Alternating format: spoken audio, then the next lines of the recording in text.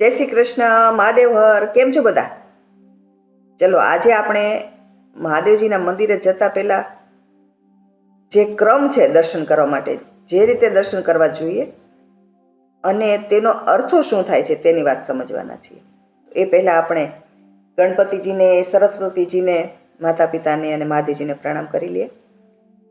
શ્રી ગણેશાય નમઃ, શ્રી સરસ્વતીય નમઃ, શ્રી માતૃ પિતૃ ચરણ કમલેભ્યો નમઃ, શ્રી મહાદેવાય નમો નમઃ.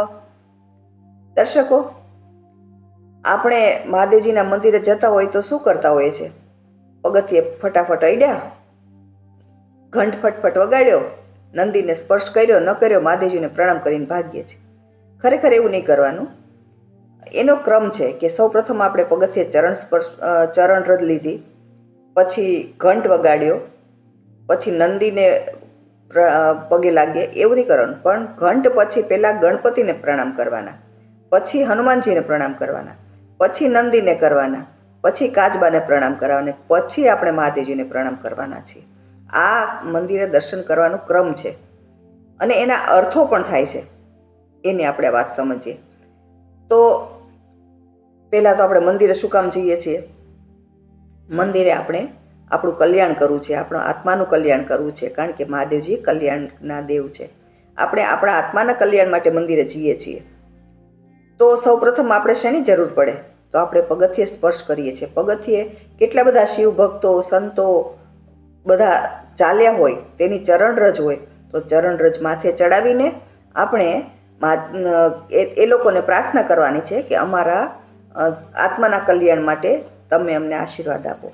એ પછી આપણે ઘંટ વગાડવાનો છે. ઘંટ વગાડી 1 મિનિટ સુધી ઘંટ નીચે ઊભા રહેવાનું. ઘંટનો જે નાદ થાય છે એ નાદ આપણા ઉર્જાને સક્રિય કરે છે. એટલે આપણી ઉર્જા સક્રિય થઈ જાય એટલે આપણે મહાદેવજીના દર્શન માટે તૈયાર થઈ ગયા કે ભાઈ હું સજ્જ છું. પછી આપણે ગણપતિને પ્રણામ કરવાના છે. ગણપતિ બુદ્ધિના દાતા છે. ગણપતિને પ્રણામ કરીને એવું કહેવાનું છે કે હે ગણપતિ દાદા, અમારે અમારું આત્માનું કલ્યાણ કરવું છે, તો એના માટે જે યોગ્ય જરૂરી છે એવી બુદ્ધિ તમે અમને આપજો. એટલે કે સદબુદ્ધિ આપજો, સારા માર્ગે ચાલે એવી બુદ્ધિ આપજો. પછી આપણે હનુમાનજીને પગે લાગીએ. હનુમાનજીને કહેવાનું કે હે હનુમાનજી, અમને આત્માના કલ્યાણ માટે અમારે જે કંઈ બુદ્ધિની જરૂર છે એ તો ગણપતિજીએ આપી દીધી, પરંતુ તમે અમને શક્તિ આપો, કારણ કે શક્તિ વગર અમે એમ કેમ આગળ વધી શકીશું? એટલે આપણે પછી હનુમાનજીને શક્તિ માટે પ્રાર્થના કરવાની છે. હવે આપણી પાસે બુદ્ધિ પણ આવી ગઈ, બળ પણ આવી ગયું, પરંતુ આળસ કરીએ તો કશું ન થાય. એટલે આપણે નંદીને પ્રણામ કરવાના છે, કારણ કે નંદી પરિશ્રમ અને એકાગ્રતાનું પ્રતીક છે. તો નંદીને પ્રણામ કરીએ અને નંદી મહારાજને કહીએ કે હે નંદીજી, અમને અમારા આજે આત્માના કલ્યાણનો જે માર્ગ છે એમાં ચાલવા માટે તમે અમે મહેનત કરી શકીએ, એમાં જે જરૂરી છે બધો પરિશ્રમ કરીએ અને અમે એકાગ્રતાથી કરીએ, તેની અમને તમે શક્તિ આપો. પછી હવે આપણી પાસે બુદ્ધિ આવી ગઈ, બળ આવી ગયું, પરિશ્રમ પણ આવી ગયું, છતાંય ઘણી વખત આપણું કામ સફળ નથી થતું અને નિરાશા આવી જાય છે. તો આ જેમ સંસારમાં વસ્તુ બને છે એમાં તો ધ્યાન રાખવાનું છે, પણ આપણો આધ્યાત્મિક જે રસ્તો છે એમાં પણ ઘણીવાર આપણને એમ થાય કે સાલું કંઈ આપણું આગળ વધી નથી શકતા. તો શું કરવું પડશે? આપણે ધીરજ રાખવી પડશે, ધૈર્ય ધારણ કરવું પડશે. તો કાચબો શેનું પ્રતીક છે?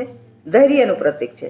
એટલે કાચબાને પ્રણામ કરીને કહેવાનું કે તમે અમને ધીરજ આપજો. હવે આપણી પાસે બુદ્ધિ આવી ગઈ, શક્તિ આવી ગઈ, પરિશ્રમ આવી ગયો, ધૈર્ય આવી ગયું, તો આપણું કલ્યાણ કંઈ બહુ દૂર નથી. એટલે તરત જ આપણે સામે આપણે કલ્યાણકારી દેવ મહાદેવજી દેખાય છે. તો પછી આપણે મહાદેવજીના દર્શન કરીએ, પાર્વતીજીના દર્શન કરીએ. તો આ આત્માના કલ્યાણ માટેના માર્ગના રસ્તા માટેનો જે ક્રમ છે ને, તે આ બધા પ્રતીકો દર્શાવે છે. એના આવા જ ગૂઢ અર્થો થાય છે. આપણને કંઈ અર્થોની ખબર નથી, આપણે ફટફટ ગયા ને ફટફટ પાછા આવ્યા.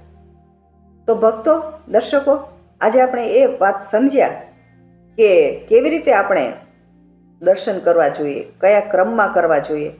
તો હવે પછી આપણે સંકલ્પ કરીએ કે આપણે પણ મંદિરે જઈએ એટલે ફટફટ પગથિયે અડ્યા ન અડ્યા, ઘંટ વગાડ્યો ન વગાડ્યો, નંદીને અડ્યા ન અડ્યા, દર્શન કરી ફટફટ ભાગીએ, એવું નહીં કરીએ. 1 મિનિટ અટકશું, અને એના અર્થ સમજીશું અને પછી પ્રણામ કરશું. અને મહાદેવજીને કહેવાનું કે અમે તમારા ચરણે આવ્યા છીએ અને તમે અમારો સ્વીકાર કરો અને અમારું કલ્યાણ કરવા માટે અમે તૈયાર છીએ, તો તમે એનો રસ્તો બતાવો. છે ને સરસ મજાની વાત. આવા આપણા સનાતન ધર્મની અંદર જે દરેક વસ્તુ છે ને એના એટલા બધા સરસ સૂક્ષ્મ અને આધ્યાત્મિક અર્થો થતા હોય છે. એ સમજીને આપણે કરીએ ને તો બહુ મજા આવશે. તો ચાલો આપણે પણ હવેથી એવું કરીશું. ત્યાં સુધી મહાદેવજીને પ્રાર્થના કરીએ અને પ્રાર્થના સાથે આજની વાત આપણે અહીં પૂર્ણ કરીશું. નાગેન્દ્રહારાય ત્રિલોચનાય ભસ્માંગરાગાય મહેશ્વરાય નિત્યાય શુદ્ધાય દિગંબરાય તસ્મૈ નકારાય નમઃ શિવાય. ઓમ નમઃ શિવાય, ઓમ નમઃ શિવાય, ઓમ નમઃ શિવાય. તો ચાલો આજની વાત આપણે પૂરી કરીએ. આવતીકાલે નવી વાત સાથે ફરીવાર મળીશું. ત્યાં સુધી સૌને મહાદેવ હર.